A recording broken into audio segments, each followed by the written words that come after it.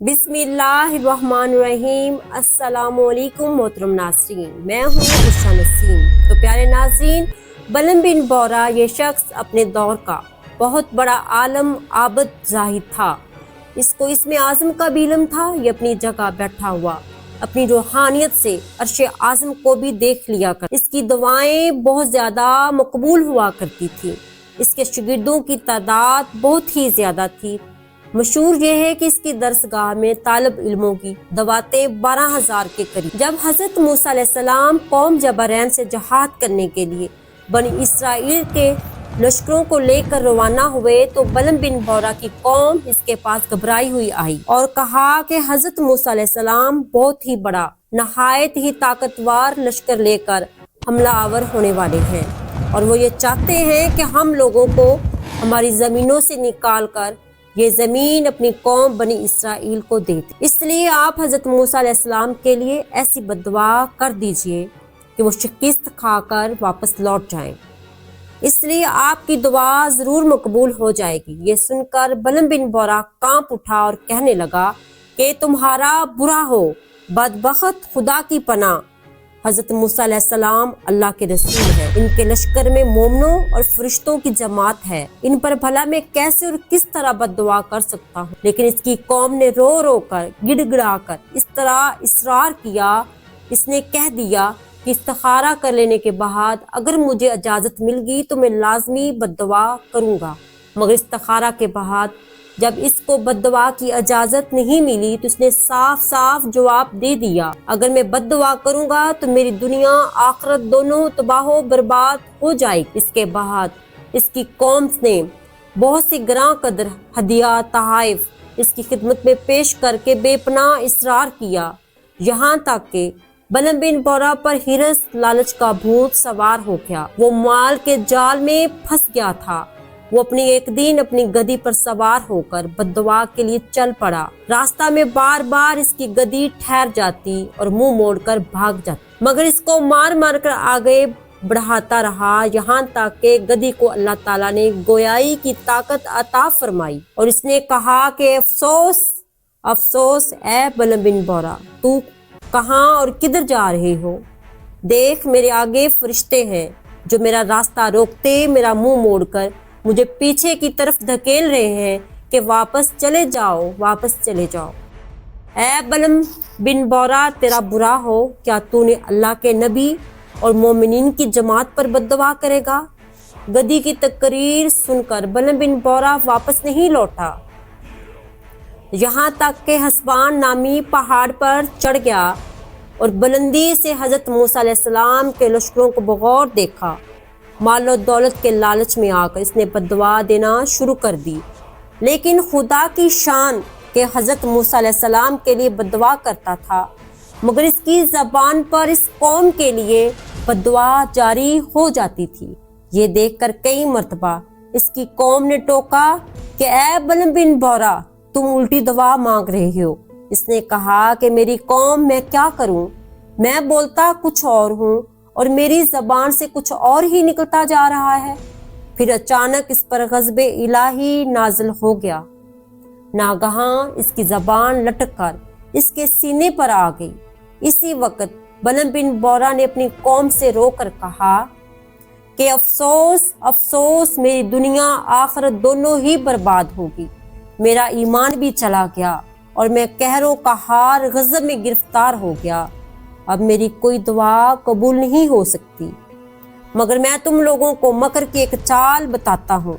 तुम लोग ऐसा करो तो शायद हज़रत मूसा अलैहिस्सलाम के लश्करों को शिकस्त हो जाए। तुम लोग हज़ारों खूबसूरत लड़कियों को बेहतरीन पोशाक जेवरात पहनाकर बनी इसराइल के लश्करों में भेज दो। अगर इनका एक आदमी भी ज़नाह करेगा तो पूरे लश्कर को शिकस्त हो जाएगी। चुनाचे बलम बिन बौरा की कौम ने इसके बताए हुए मकर का जाल बिछा दिया और बहुत सी खूबसूरत दोशीज़ा लड़कियों को बनाओ श्रृंगार करके बनी इसराइल के लश्करों में भेजा। एक रईस एक लड़की हुस्न जमाल में गिरफ्ता हो गया था। इसको अपनी गोद में उठाकर हज़रत मूसा अलैहिस्सलाम के सामने ले गया और फतवा पूछा कि ऐ अल्लाह के नबी, حضرت موسیٰ علیہ السلام یہ عورت میرے لیے حلال ہے یا نہیں؟ آپ نے فرمایا کہ خبردار خبردار، یہ تیرے لیے حرام ہے، فوراً اس کو اپنے سے الگ کر دے۔ یہ اللہ کے عذاب سے ڈر، مگر اس رئیس پر غلبہ شہوت کا ایسا زبردست بھوت سوار ہو گیا تھا کہ وہ اپنے نبی کے فرمان کو ٹھکرا کر اس عورت کو اپنے خیمے میں لے گیا اور زنا کاری میں مشغول ہو گیا۔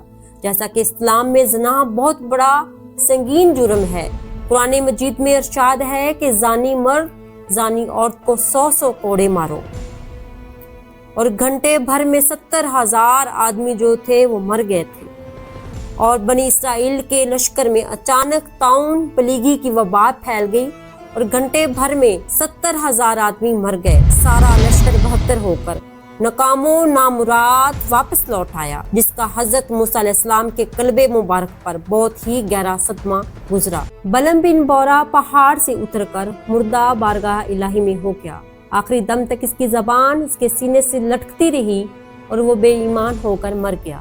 ایک روایت میں یہ بھی ہے کہ بعض انبیاء کرام نے خدا تعالیٰ سے دریافت کیا کہ آپ نے بلم بن بورا کو اتنی کرامتیں عطا فرما کر پھر اس کو کیوں اس قدر ذلیل اور مذلت کر دیا، اس کو کیوں اس قہر اور مذلت میں گرا دیا؟ تو اللہ تعالیٰ نے فرمایا، اس نے میری نعمتوں کا کبھی شکر ہی ادا نہیں کیا تھا، اور یہ شکر گزار ہوتا تو میں اس کی کرامتوں کو سلب کر کے اس کو 2 جہان میں اس طرح ذلیل و خوار نہ کرتا۔ اور یہ ہمارے لیے پیارے ناظرین، یہ ہمارے لیے بہت ہی بڑا سبق ہے۔ بلم بورا کی اس سرگزشت سے چند اسباق ہدایت سے ملتے ہیں۔ عالموں لیڈروں کو سبق حاصل کرنا چاہیے جو جان بوجھ کر اپنے دین و ایمان کا سودا کرتے رہتے ہیں۔ تو پیارے ناظرین، ہمارے لیے یہ بہت بڑا سبق ہے۔ دیکھ لو بلم بورا کا کیا حال ہوا اور وہ کیا ہو گیا۔ یہ کیوں ہوا؟ اس لیے اور صرف اس لیے کہ وہ مال و دولت کے لالچ میں گرفتار ہو گیا تھا۔ دناستہ اللہ کے نبی پر بد دعا کرنے کے لیے تیار ہو گیا۔ اس پر یہ وبال پڑا کہ دنیا آخرت میں ملعون ہو کر اس طرح مردود ہو گیا، عمر بھر کتے کی طرح لٹکتی ہوئی زبان لیے پھرتا رہا۔ آخرت میں جہنم کی بھڑکتی شعلہ بار آگ ایندھن بن گیا۔ لہٰذا ہر مسلمان، خصوصاً علماء مشائخ کو مال و دولت کے حرص اور لالچ کے جال سے ہمیشہ پرہیز کرنا چاہیے، اور ہرگز کبھی بھی مال کی تمام دین کے اندر مدانیت نہیں کرنی چاہیے، ورنہ خوب سمجھ لو کہ قہر الہی کی تلوار لٹک رہی ہے۔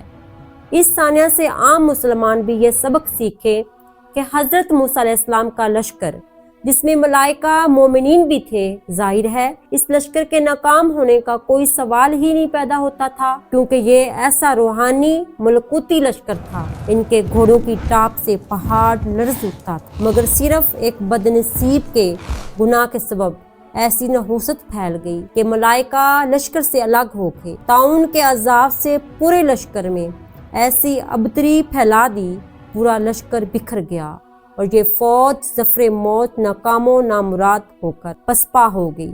اس لیے مسلمانوں کو لازم ہے کہ اگر وہ کفار کے مقابلہ میں مظفر و منصور فتح یاب ہونا چاہتے ہیں تو ہر وقت گناہوں بدکاریوں کی نحوست سے بچتے رہیں، ورنہ فرشتوں کی مدد ختم ہو جائے گی اور مسلمانوں کو رعب کفار کے دلوں سے نکل جائے گا۔ مسلمانوں کو نہ صرف ناکامی کا منہ دیکھنا پڑے گا بلکہ ان کی عسکری طاقت بھی فنا ہو جائے گی۔ پوری قوم بھاگتے ہوئے کتوں بلکہ چوہوں کی طرح کفار کی مار اور ان کی تلواروں کا لقمہ بن کر صفائے ہستی سے مٹ جائے گی، نعوذ باللہ۔ اور اس ناظرین کرام، کچھ دن پہلے میں ٹک ٹاک پر کچھ ذکر میری نامی شخص کا سن رہی تھی، جس کی نازیبا ویڈیو میڈیا پر آگ کی طرح پھیلی جا رہی تھی۔ مجھے اپنی قوم، نوجوان نسل، چھوٹے بڑے بزرگ، ان سب پر دکھ ہوا کہ چند ویوز کی خاطر نازیبا ویڈیو کو کس طرح پھیلا رہے ہیں، جیسے کوئی نیکی کا کام ہو یا انہیں ثواب مل رہا ہو۔ یہ عمل انتہائی گناہ کی طرف انہیں لے جا رہا تھا، جیسے کوئی یہ ثواب کا کوئی کام ہو۔ سب اللہ اور رسول اللہ صلی اللہ علیہ وسلم کی اچھی باتیں پھیلا رہے تھے؟ نہیں، کیونکہ ہماری نوجوان نسل برائی کو پسند کرتی ہے۔ ایسی قومیں کبھی بھی ترقی نہیں کر سکتی جو اس طرح کا عمل کرتی ہے، اور میں اپنے پروردگار سے دعا گو ہوں کہ ہمیں اللہ تعالیٰ ہدایت عطا فرمائے اور ہمیں اچھے کام کرنے کی توفیق عطا فرمائے۔ याद रखना चाहिए कि औलिया कराम अल्लाह ताला के नेक बंदे होते हैं जो हमें हक, सच्चाई और नेकी का रास्ता दिखाते हैं। इनकी नाफरमानी दरअसल हमें गुमराही की तरफ ले जाती है, जबकि इनकी बात मानना अल्लाह की रजा का सबब बनता है। जो शख्स औलिया कराम की तालीमात पर अमल करता है, इसके दिल में नूर, जिंदगी में बरकत, आखिरत में कामयाबी नसीब होती है। इसके दिल में नूर, जिंदगी में बरकत, आखिरत में कामयाबी नसीब होती है। हमें गरूर, जिद, नाफरमानी से बचना चाहिए और अदब, आजिज़ी, अताअत को अपनी जिंदगी का हिस्सा बनाना चाहिए। अल्लाह के नेक बंदों का एहतराम करना, इनकी नसीहत कबूल करना, इनके बताए हुए रास्ते पर चलना हकीकी कामयाबी है। तो प्यारे नाज़रीन, मैं अपनी वीडियो का यहाँ करती हूँ एंड। अगर मेरी वीडियो आप सबको पसंद आई होगी तो मेरे चैनल बुशरा नसीम को लाजमी लाइक कर दें, सब्सक्राइब कर दें और शेयर करना मत भूलें। इंशाल्लाह नेक्स्ट वीडियो में मिलते हैं, तब तक अपना ख्याल रखें। अल्लाह हाफिज।